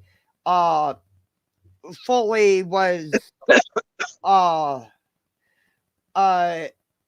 came out that it was a freelancer, we discussed this. Um, that it was possible that it could have been a freelancer working with or under contract. Um, we talked about that possibility. And what ended up being the case? Yeah, I mean, it ended up being the case. But here's the audacity of the whole thing. What they did is what the mob used to do to intimidate juries and witnesses.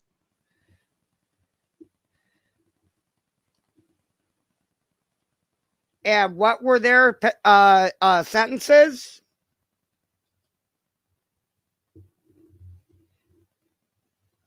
They were sentenced for a good amount of time. I can't exactly. Well, every state's different. That's the problem with our legal system.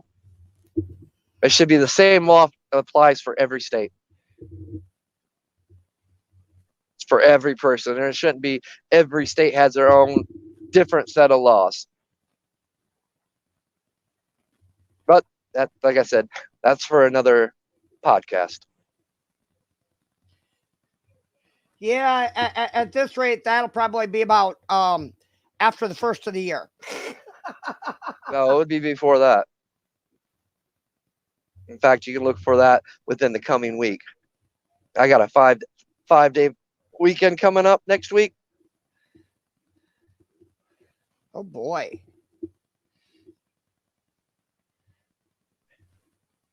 I think it's long overdue we hash out the broken systems of the judicial system. So, in other words, I should probably put a coffee pot in the office.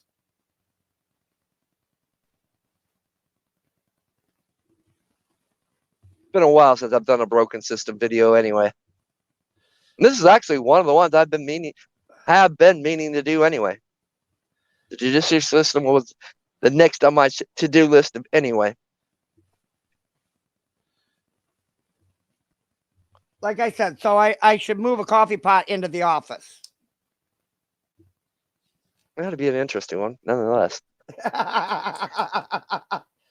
Or move the office into the kitchen bathroom area, one or the other.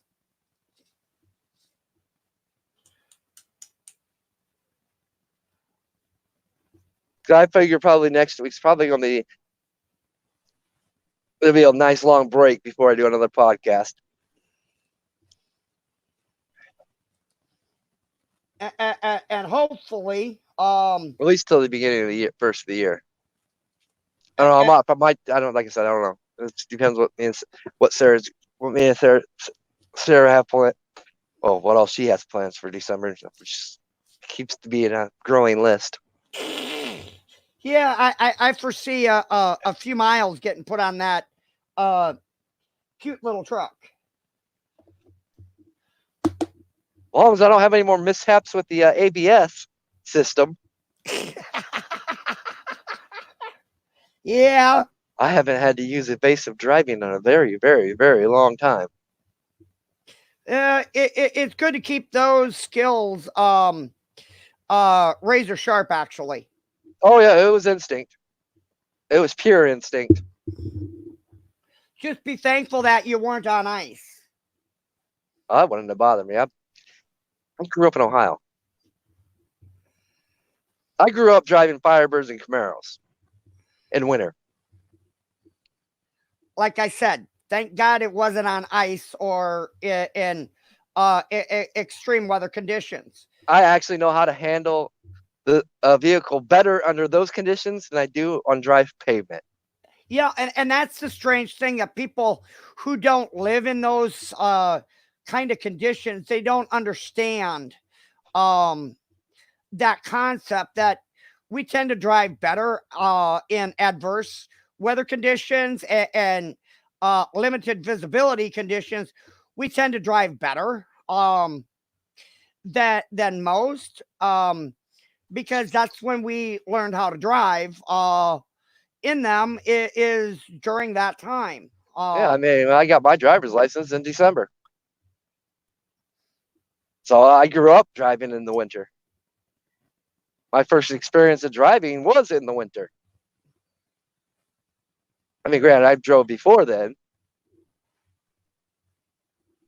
but Now, again, that goes back to the broken system of before these and to a small point, I believe that technology to a point could be applied here, that they get at least through the I would say their first winter, they be on a limited driving status until they get through their. no, I don't agree with that at all. It would at least enable them to get experience driving in adverse driving conditions. And in part, simulators can help, but until you actually physically drive in them, like in as we've seen with the iRacing simulators, some of those higher end ones that will, if you smack the wall or whatever, will actually move a little bit. Well, yeah, but it's still, I don't care. The best experience you get is behind the wheel. That I agree, but No simulation can prepare you for that I anything. agree 100%. I've never been a fan, but yes, you can learn from the simulations. But still, hands-on approach. Yeah. And now I don't believe in restrictions. That's part of the broken system. All these stupid laws. I mean, back in the day, kids were driving it as soon as they were able to. I know I was driving my old man home from the bar So, because I he don't was want to. smashed, and I just Don't seen really. a deer on your right. No, you didn't. It certainly looked like a deer. Well, like I said, I didn't see it. It was moving. It's not a smart deer being that this just a little outside of city limits. Yeah, well, we have them walking into appliance centers near the freezer section. So, here's your sign. I'm really not a smart deer because it's hunting season here. It is here too. But we've Well, had it's that nighttime, happen. so they're safe now. Yeah, but they're in ruts, so they only got one thing on the brain. At least according to my scanner, I've heard like 18 car deer accidents since I've been sitting in the office. So I think it's gonna be one of those nights where I might actually get lucky and go pick up a deer yet tonight.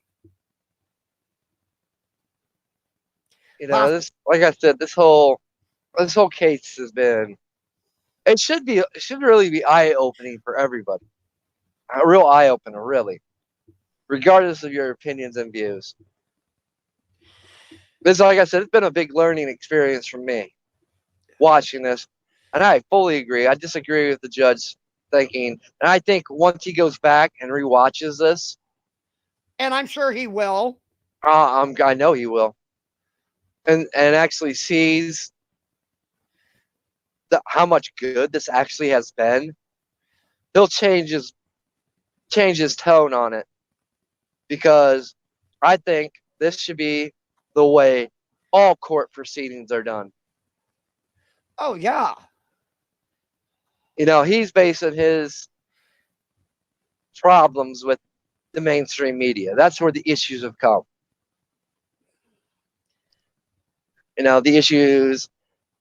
But what it's done, it's allowing people to see exactly how dirty and corrupt most of these, I'm going to say most because it is most, of these state prosecutors are. Imagine what happens in a courtroom that's not televised. And that is my concern moving Well, here's my forward. thing. Let me point this out. Every case, including federal cases, should be in front of the public eye. Why? The Right of Freedom of Information Act. Once the jury has been selected, I don't see any problems whatsoever with it at all. Right. What? Because But that's one thing I think still the importance is to protect the jury. We should not know who the jury is. They should always be anonymous. I agree 100%. But there's always going to be people just like we've seen with the this freelancer. Oh no, it went deeper than that. I think it went to. I think it was the court reporter. Well, one of the people inside doing the video. Remember what I said? Somebody said something out loud. Yeah. Yeah, he said something out loud, and he basically didn't condone what dude was doing. But he said that Then he went on and said that well, they should have the right to go and videotape their cars to get their license plates, so they can interview him after the. I'm like, what? No. Yeah, I don't think that person's gonna have a license after today. But that does bring up a big issue with this. That's very blatant. Nobody's talking about or pointing it out. Where is these leaks coming from inside this courtroom? Because up until the day, how many people knew that the jury was being transported in a van with blackout windows from an undisclosed location to the courthouse? Um,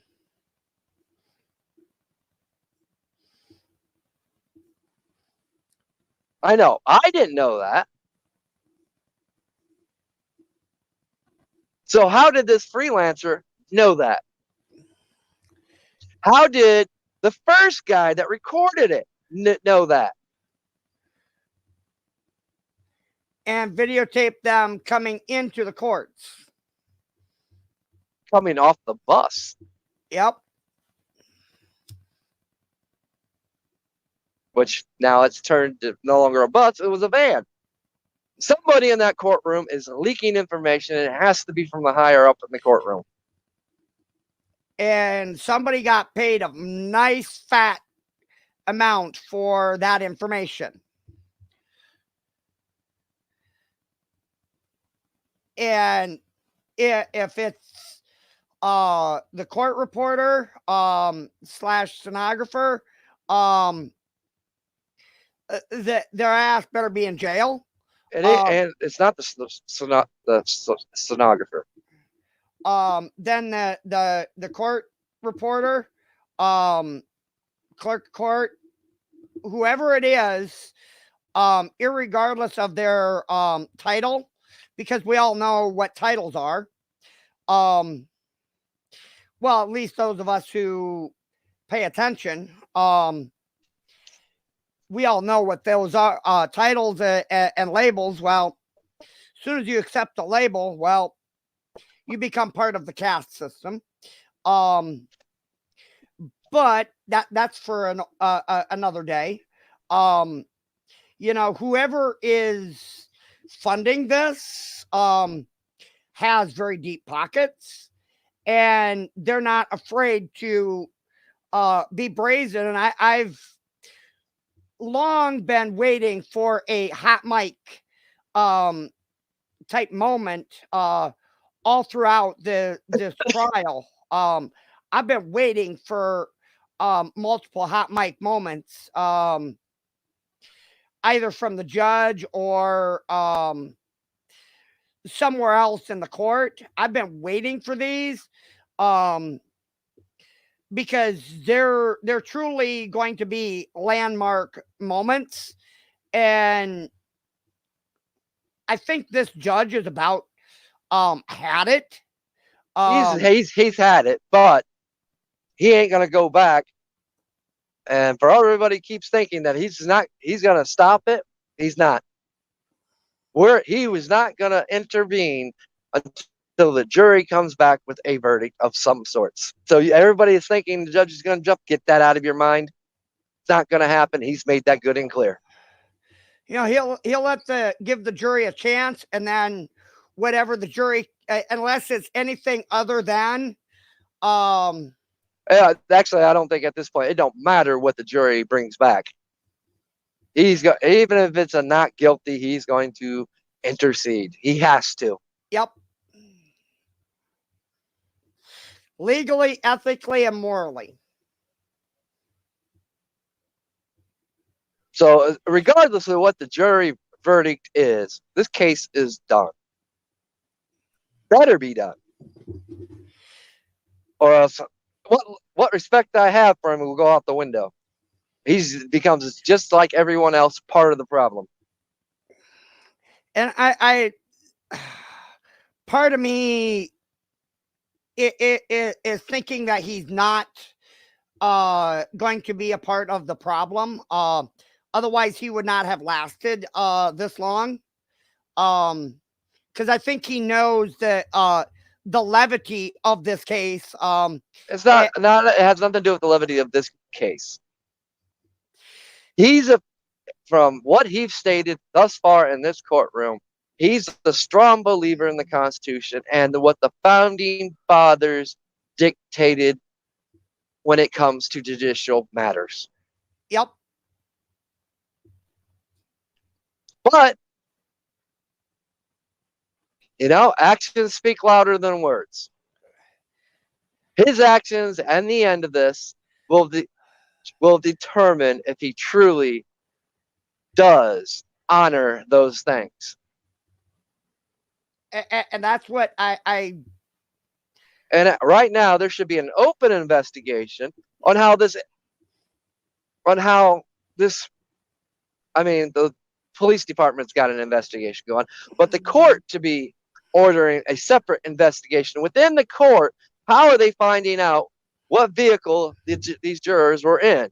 How does this information keep getting leaked out? Because it jeopardizes the case, not just the case, but the integrity of the court. Yeah. And more importantly, the lives of the jury. It jeopardizes their lives too. Very potentially, it does. Because there's gonna be somebody that is going to try to make a name for themselves. Bless you. Try to make a name for themselves out of this case. And, and somebody will inevitably do something stupid. And I'll let the audience that catches the replay of this, I'll let them draw their own conclusions there. Because I'm not going to be planting any ideas in anybody's heads, but somebody inevitably will try to do something stupid. It's not even planning. Somebody has already done that. Somebody's already been very vocal about that. Oh yeah. Not once, not twice, but 3 times at least. Which, in a sense, is intimidate. It can be said it's also intimidating the jury because they heard it through a megaphone. Yep.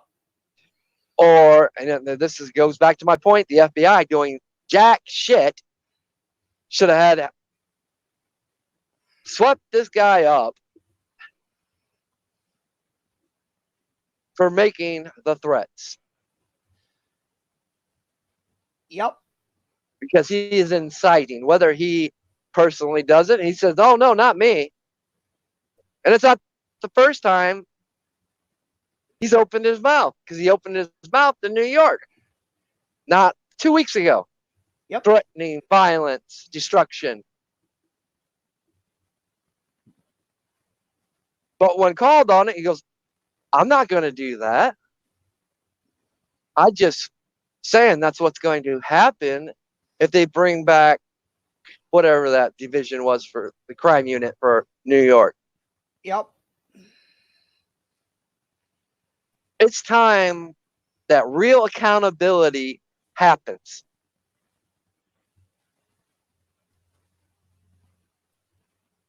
He stops getting away with inciting these riots, lying. It's time, if you're going to put FBI on the streets, well, do they need to start doing their job? Or it's long overdue that we disband the FBI because they have done nothing. They've let a city burn. They've helped spread lies with the Steele dossier case. No good from the FBI have I seen in the last 4 years.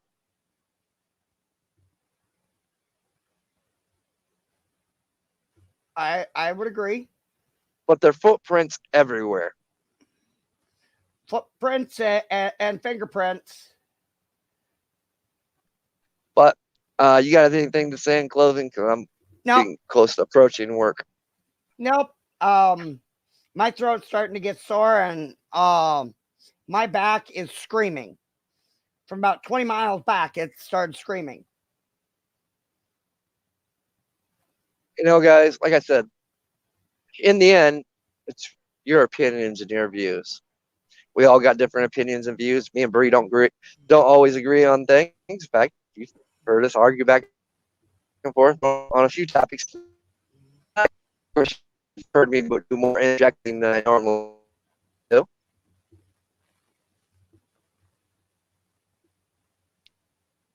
But this is something that needs to be talked about. You know, I've kind of kept my thoughts to myself on the case for the most part, but it's just too much now. You just got to say something. Granted, I'm the small guy amongst giants, which I like it that way. I don't look for followers, or anything. Don't advertise my channel.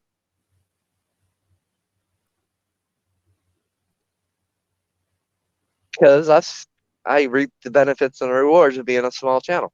It's simple. I've been doing this for several years now on this channel. I've never received a community strike. Never had a video taken down. And there's several reasons why. I've discussed them in the past. But same token, I'm everywhere. I use my tools. And I've got a huge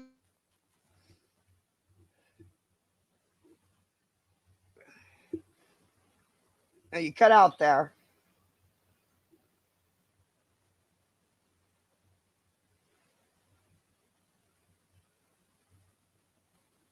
Lost you there, Drew.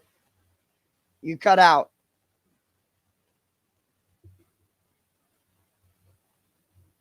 No audio.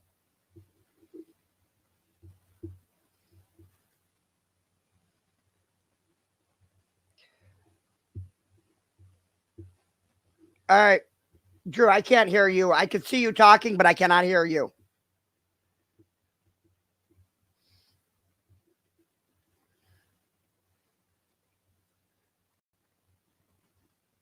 I can't hear you at all. Oh, there you are.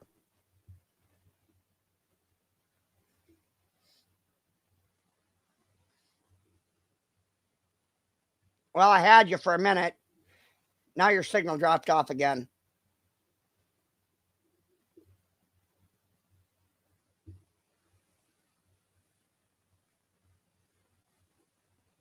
Folks, have a great night. Stay tuned. There will be more from us in the coming days. Free Spirit Prepping and News. I'm pretty much everywhere. We got Drew back here. Go ahead, Drew. Take it away. Yeah, well, I was just saying you're gonna. It's pointless for me to do any streaming right now because I'm at work and I don't get fucking self service worth shit here. All right. Y'all take care. I'm out of here. Drew, you have a safe night at work. We'll catch you on the rebound probably tomorrow morning. On your way home. I'm not gonna be able to do a daily commute in the morning because of I actually have to go into YouTube and set it, and I can't do it All right. from my phone. So All righty. Well, yeah, like so if I don't change the description or like put a part 2 or daily commute, it won't let me stream over top of the. I already tried that once and it didn't record. Didn't. It said I was live streaming, but it didn't. Never produced a new video. oh, okay. Well, I'm sure we will talk tomorrow earlier in the day. If anything happens. Otherwise, I will catch you tomorrow at some point. Have a good night, folks. I will catch you probably tomorrow at some point. If something happens out of the state. Drew, you have a good night. Yep. You too. All right. You Good night, guys. everybody. You guys enjoy. Be safe. See you on the next one. Peace out, y'all.